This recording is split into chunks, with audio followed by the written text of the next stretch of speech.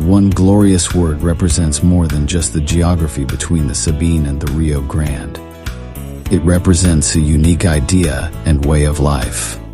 A life of rugged individualism, proud self-reliance, gritty toughness, and fierce independence. That is what made Texas, and that is what will save her again. Howdy, folks. Sam Houston here. I want to thank you for tuning into the Feed Bandit podcast. Feed Bandit is the Texas first outdoors brand built by rabid Texans, for rabid Texans, and all those who aim to be one someday.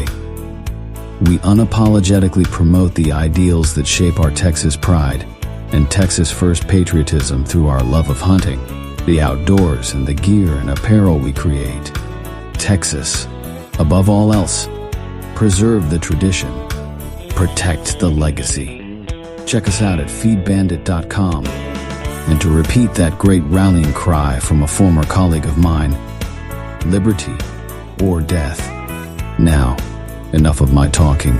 Here are a couple of bandits that love Texas as much as I do. Enjoy.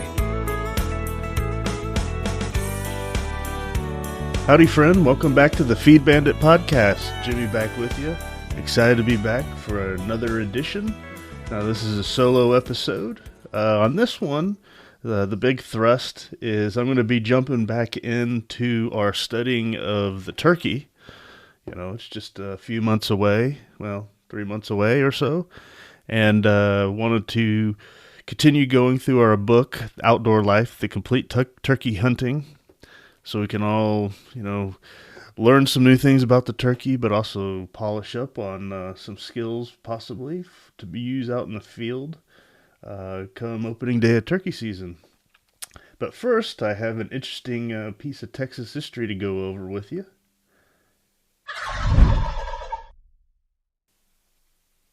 All right, has anyone listening heard of the man named Nicholas Durand Maillard? Well, I never had either, but reading his little mini biography was pretty interesting. So around this time in 1840, Nicholas Maillard, who is a British lawyer and critic of Texas, left England in November 1839, and he arrived in Texas on January 30th, 1840. He settled in Richmond, where he acquired a reputation as a mixer of excellent drinks, always a good skill to have, and became co-editor of the Richmond Telescope. In that capacity, he assisted with the 3 numbers published between March 17 and April 4th, 1840, and contributed a poem, What Can Man Do More, on April 9th. What Can Man Do More? That's the name of the poem. On April 9th, he was admitted to the bar by the Fort Bend County District Court. When not engaged in writing, he was often in the company of James Rydell, a gunsmith and cutler, whom he had previously known. Rydell stated that Maillard was writing a novel, but Maillard himself maintained that he was making notes on the law. In May and June 1840, he made several trips to Houston and one to Austin. In July, he stated that the death of a relative in London required his presence there, and after a dinner given by the Bar Association, he left. Shortly thereafter, Rydell also left Richmond. Maillard arrived in England about August of 1840 and immediately began writing letters to the press and to British officials condemning Texas. In 1842, he published a book, The History of the Republic of Texas, from the discovery of the country to the present time and the cause of her separation from the Republic of Mexico. That's one hell of a title. John H. Jenkins asserted that the book was, quote, the most vitriolic denunciation of the Republic of Texas, written with absolutely no regard for the truth, unquote.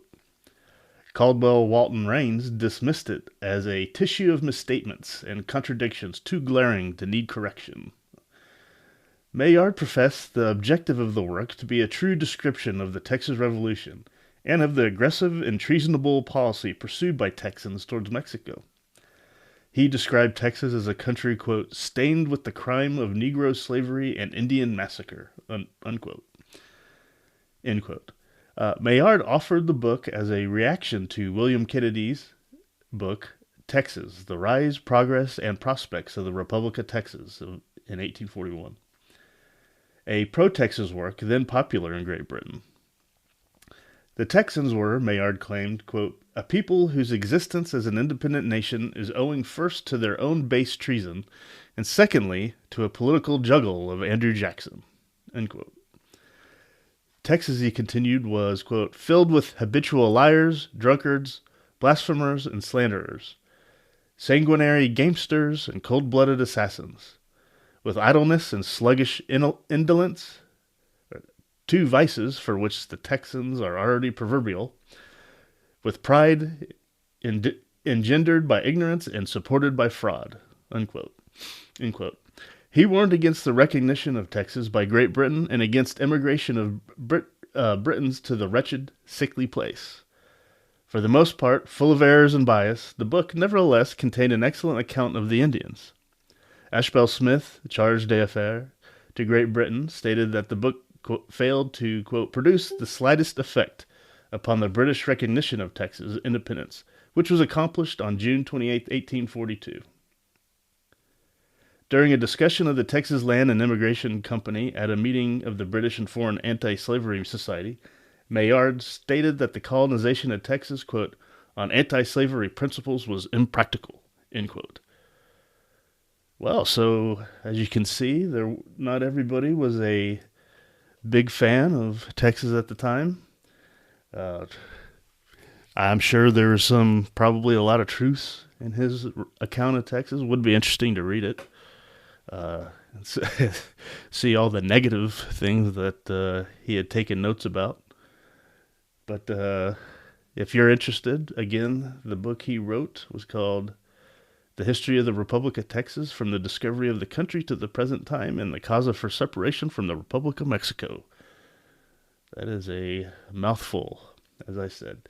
So anyway, just a little food for thought here. A lot of things that we go over. There's a lot of glaring praises of everything, Texas and whatnot. And then on the whole, of course, we at Feed Bandit believe this is the greatest state that ever existed.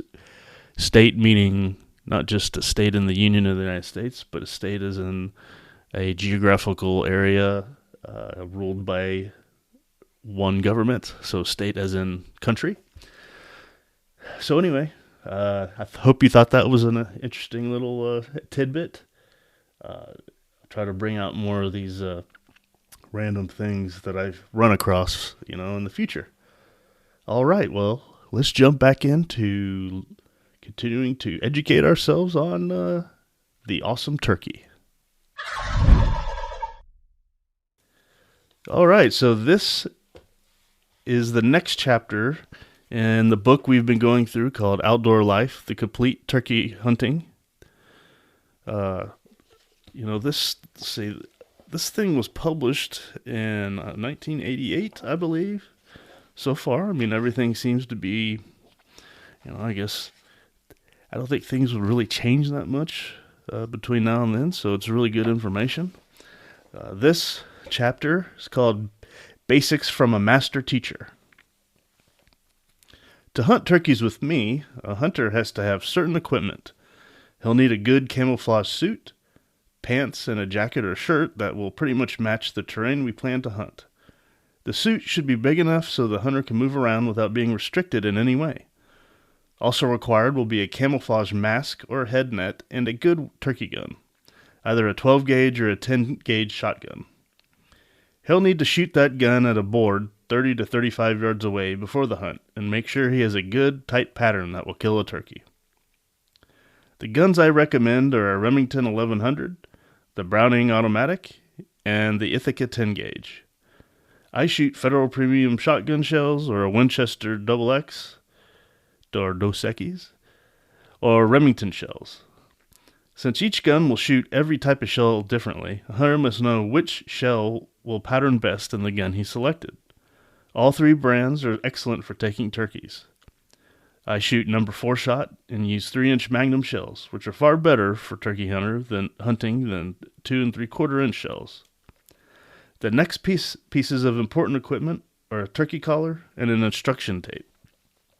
The instruction tape enables the hunter to practice his calls and compare them with the calls on the tape. Just as an aside, my turkey gun is a Remington 870 Super Mag, and I agree. I use the big 3-inch turkey load shells with the turkey choke in there, so that takes care of business. Always has for me. What else? Yeah, and then he talks about practicing turkey calls. I like to do that. Pull out my slate call, and before I go, a couple days before, just start rattling on it, and practicing and trying to get that hen call right before I go out there, so that I'm not, looking like an idiot. Let's put it that way. All right, continuing. Fall hunting. For fall hunting, you should be able to make 2 different calls: the basic yelp and the kiki run. Most of the time, you'll need only the yelp, but you'll be better prepared if you also know the kiki run. Next, you need to... Oh, let me just stop there. Also, there are some amazing apps out there for, obviously calls and things like that. So you can learn what each of these particular turkey calls sound like and practice those. Next, you'll need to locate an area with some turkeys to hunt. If you're a novice, I recommend that you find an experienced turkey hunter to hunt with. Then, you have someone to teach you how to hunt and how to read sign. If you don't know another turkey hunter, the next best person to talk to is a bow hunter out for deer. These hunters sit in tree stands for long periods and hear turkeys fly down. They see turkeys walking and find all kinds of turkey sign, if there are any turkeys around. Once in Pennsylvania, I drove through some woods I had never hunted before. I went down a road and ran into 5 different groups of bow hunters. Each group had seen turkeys, and each told me where the turkeys were located and what they were feeding on. The key to finding turkeys is to determine their primary food source, especially during the fall. At this time of year, there are not many grasses or insects to feed on, so turkeys will eat beech mast, wild grapes, dogwood berries, and acorns. Of course, down here in Texas, they'll still be going for the bugs and those other things too. Knowing what turkeys are eating enables you to find them faster. When you locate an area with turkeys and have a good idea of what they're eating, look around mud holes for tracks. Also check for droppings, because once you find droppings, you need to know whether they're gobblers or hens. The gobbler's dropping is shaped like a question mark. The hen's like a little curlicue. Also, turkeys molt a great deal, so also look for wing, tail, or breast feathers. And then a little caption here says, turkey tracks are most easily found after a rain in soft ground, such as in washes, gullies, or fields, or around water holes. And then during the fall, it's not uncommon to see gobblers flock together like this. Or it shows a picture of them all together fanning. But calling up a mature gobbler in fall may be a difficult task. Ooh, let's continue. Another good place to look for sign, especially in national forests, is around watering holes. During dry spells in the fall, these holes are an excellent source of fresh water for turkeys. Many times a whole flock will come to a watering hole early in the morning to get that first drink after coming off the roost. When you found sign, go into your hunting area late in the afternoon and listen for turkeys flying up to roost. The best place to listen are ridges.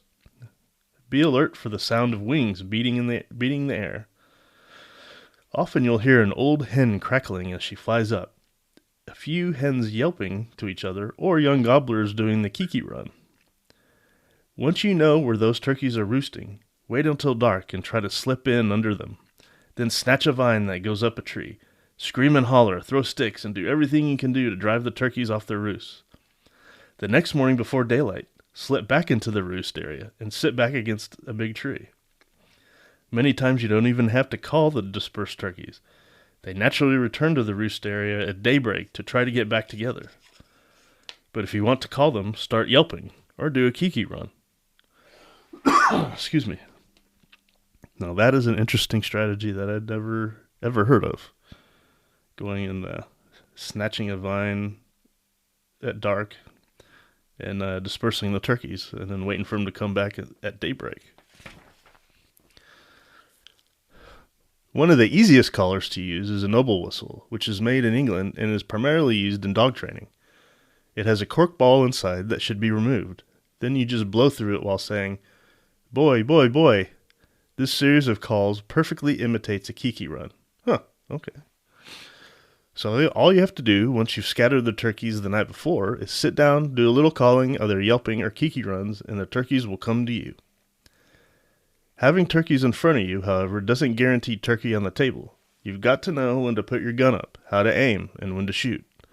If a turkey answers your call or you hear him walking in the leaves, get your gun up and be prepared to shoot. If you can actually see the turkey, wait until he steps behind a tree or a bush before bringing the gun to your shoulder. That way he won't be able to see your movement. Don't aim for the head. Aim for the spot where the neck joins the body. Then your shot pattern will cover the entire head and neck, which is the best area to hit. Hold your shot until the turkey is about 25 yards away. A slightly longer shot is okay if he starts acting nervous. When he gets within 30 or 35 yards and then sticks his head straight up and starts looking, you'd better shoot because he's getting ready to fly or run. These tactics should ensure you're taking a fall turkey. Spring hunting.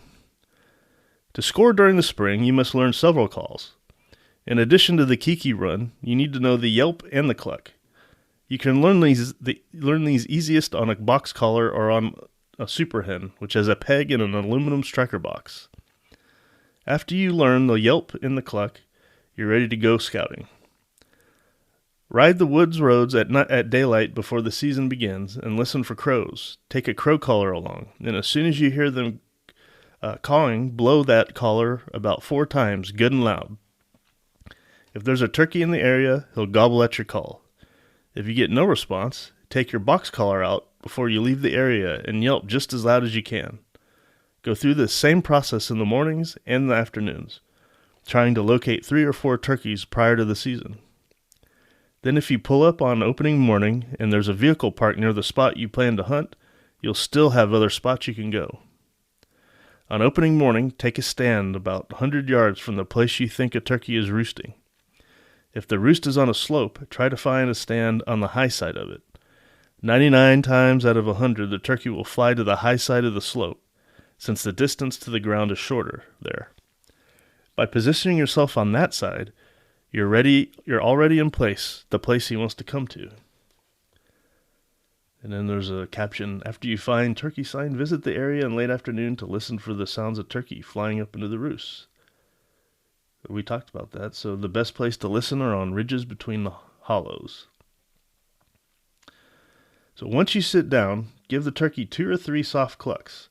If he gobbles at them, you'll know he doesn't need much more encouragement. Give him just a few more clucks.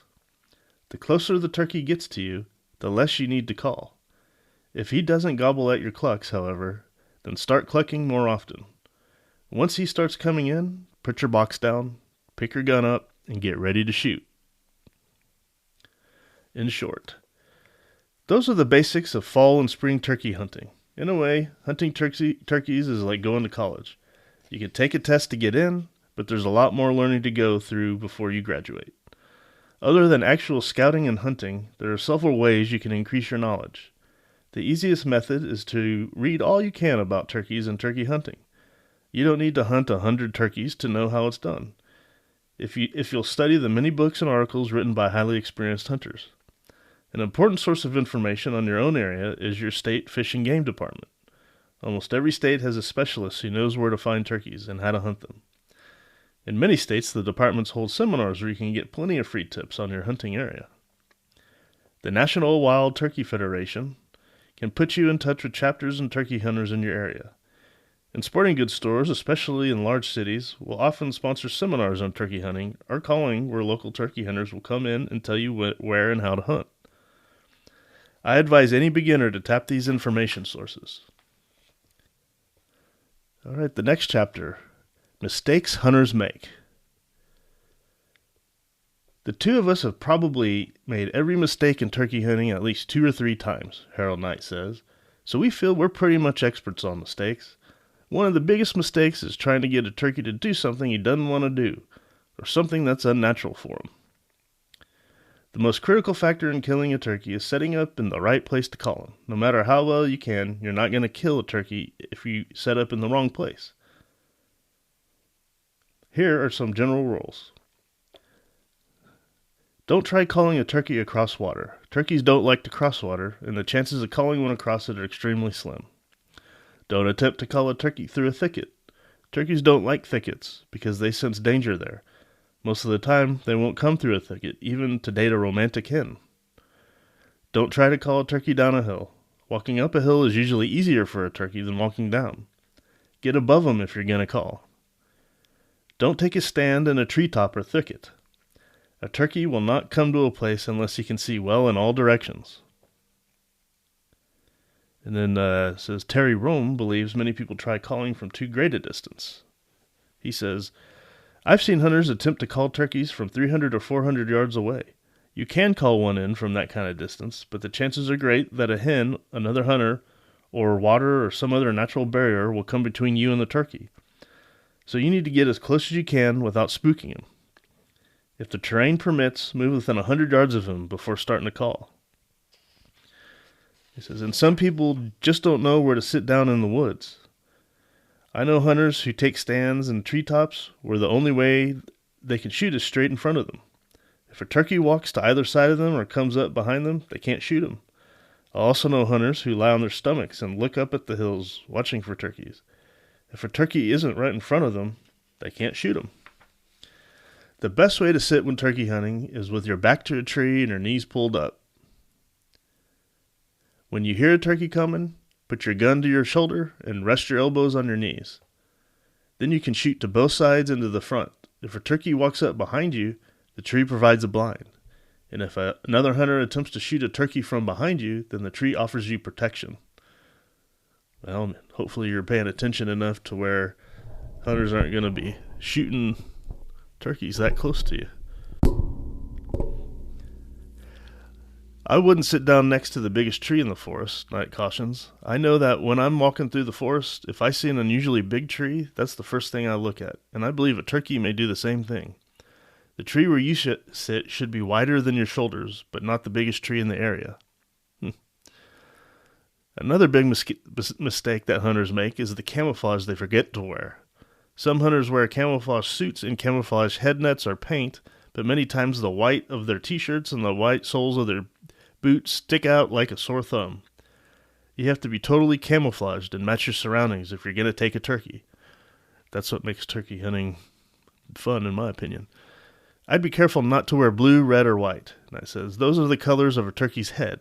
If you're out in the woods making noises like a turkey, and another hunter sees something colored like a turkey's head move, you can get shot. I believe in total camouflage, but make sure the soles of your boots are dark colored or hide them under the leaves so they can't be seen. If the soles are light colored, they'll run off every turkey you try to call up. And they say many hunters are afraid to call enough. Lots of tales lead hunters to believe that the less they call, the better their chances of killing turkeys. But I disagree. When I go into the woods in the springtime to hunt turkeys, I want to hear them gobble. I want to hear them gobble as loud and as much as they'll gobble. So I do a lot of calling.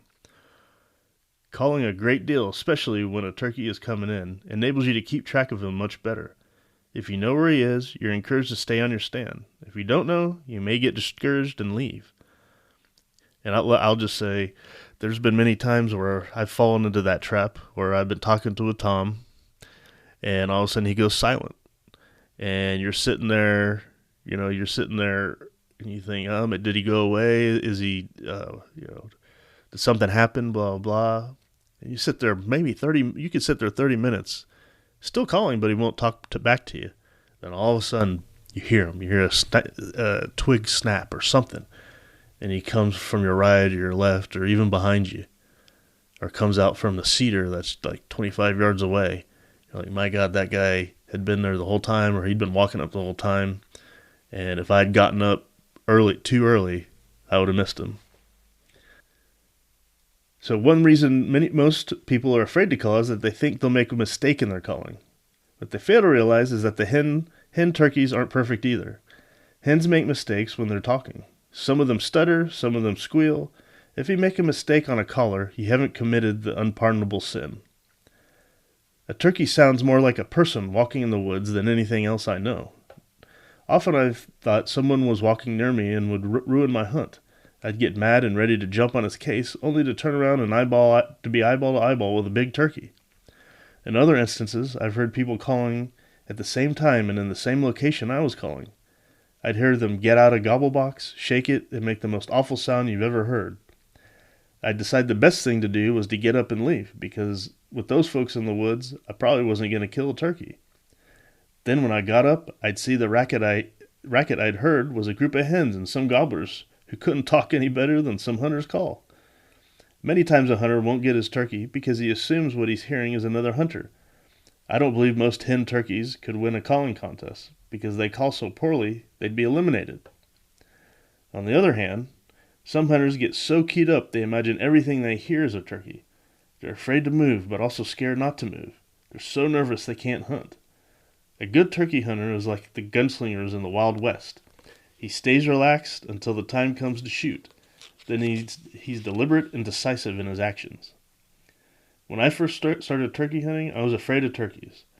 Finally, my dad assured me that if I slowed down, relaxed, enjoyed hunting, and didn't worry about killing a turkey, I'd be more successful. Sure enough, I killed more turkeys. During turkey season, I've seen people run up and down hills, go without food, and scream at their wives and kids. That mood is not conducive to good turkey hunting. It's a form of insanity. To be a good turkey hunter, you have to learn to relax, enjoy the sport, and the time you have in the woods. With that calm attitude, you'll be far more successful. Many people fail because they're not patient enough to wait for the turkeys to come to them. Often a hunter calls to a turkey and gets an answer, but never hears anything from him after that. Discouraged, the hunter gets up to leave. As he stands, he flushes the turkey and hopes to call into range. That's exactly what I was talking about earlier, right there. Sometimes a gobbler will walk to a hen and not make any sounds. Other times, all you hear is a faint drumming. Most hunters run out of patience and walk off, leaving turkeys they could have killed if they'd stayed a little longer. If a turkey is within 100 yards and is answered, an hour and a half is not too long to wait, and that I totally agree with. Knight says that the number one rule of thumb, especially helpful to beginners, is to stay as long as you think you should and then wait 30 minutes longer. Another mistake, according to Knight, is to shoot too soon. Hunters often think a turkey is closer than he really is and shoot when he's too far away for a kill. Before I sit down and start calling, I pick out 4 or 5 trees, a bush, and a stick or something else that I can determine to be about 30 yards out. I decide I won't shoot until a turkey comes closer than those marks. That way I don't have to worry about judging distance when I'm trying to watch him. Also, hunting aggressively will get you more turkey than hunting timidly. If you think you should be closer to a turkey, get up and move. If you think you should circle him and call from another direction, then make that move. Aggressive turkey hunting is a relatively new tactic. In past years, the whole sport of turkey hunting was to wait for a turkey to come to you. But today, most of the better hunters try to move in closer so the turkey doesn't have to walk so far and will be easier to take. If you go after a turkey and do whatever it takes to get close enough to kill him, you'll go home with more turkey for the table. Being aggressive and patient and knowing when to be which will result in more successful turkey hunting. All right. And that is your turkey hunting strategies for this episode. The next episode that we talk turkey in, we'll be going over where does patience begin and end. So that should be an interesting and enlightening lesson for sure, as no doubt it will build upon what we just read, and especially the little story I told you about sometimes the mistakes that I've made, and sometimes getting up too early, or just being completely surprised when a turkey shuts up, but he's still coming towards you. Just got to be patient. The name of the game is patience.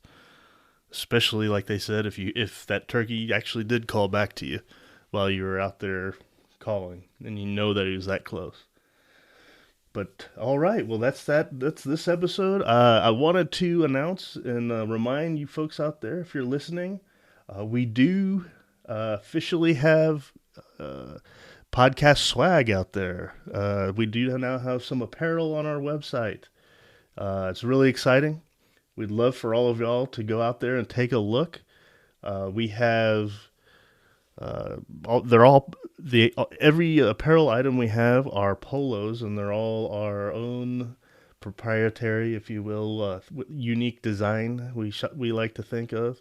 You can go on to the website feedbandit.com, click on gear in the menu, and then you'll see we have hunting camp polos, Texas Pride camp polos, and the category we call Rebel camp polos. So the hunting camp polos, some really cool stuff in there. You'll see there's a corn polo, protein polo, cedar polo, cottonseed polo, etc. Really cool stuff. We'll be adding to that collection very soon. The polos are very comfortable. They are performance fabric, 88% polyester, 12% spandex, and with our unique kind of twist to them, we have our logo on the left collar and our Texas Above All Else logo on the right sleeve. And just to, a lot of these things are meant to be conversation starters with your friends and neighbors, but also to be, nice polos to wear. You wear them to work. You can wear them, to whatever events you want to do in the summer. Wear them to the hunting camp. I mean, they're good. They're nice, comfortable polos. So we hope you'll enjoy them. We got the Texas Pride ones. We are very, very happy about those. Excited about those. Take a look. A lot of Texas history we've put into these polos. Everything from Revolutionary War icons and flags to general just historic Texas type aspects. These, of course, we will be adding to a lot as well as we go forward. So take a look. I'd love to hear some feedback from you guys on these shirts. Let us know what you think. Always send us a deal at howdy@feedbandit.com. And then take a gander at our Rebel Camp polos. These are some of our more, we call them Rebel. I mean, they're more rebellious, more taboo, these are the more conversation starter type shirts. Your mainstream, normie friends and neighbors, they see you wearing one of these, they'll probably immediately have possibly an offended look on their face, but good. That's what we want. That's how you get that conversation started and get them questioning. What do you mean by that? Why are you wearing that shirt? You could say, well, this is why. And they say, oh, okay, well, that's interesting. We'd love for you also to buy some shirts for your neighbors, for your new found Texans and things of this nature. Let them start getting versed in what it means to be a Texan. So anyway, it's all starting with the polos. Please take a look, take a gander at them. We hope you find them interesting, and we'll keep reminding you about that stuff and let you know the newer stuff that we add to the gear and apparel store at feedbandit.com. All right, with that, hope you enjoyed this edition of the Feed Bandit podcast and continuing the turkey hunting strategies. We hope to see you we hope to have you listen on the next one. Looking forward to it. And once again, thanks again for listening. And remember, support your local feed store.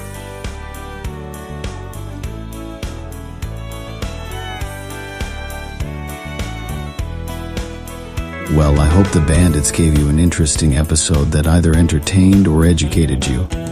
Or better yet, both. Hell, I told them this podcasting thing looks harder to do than defeating Santa Anna.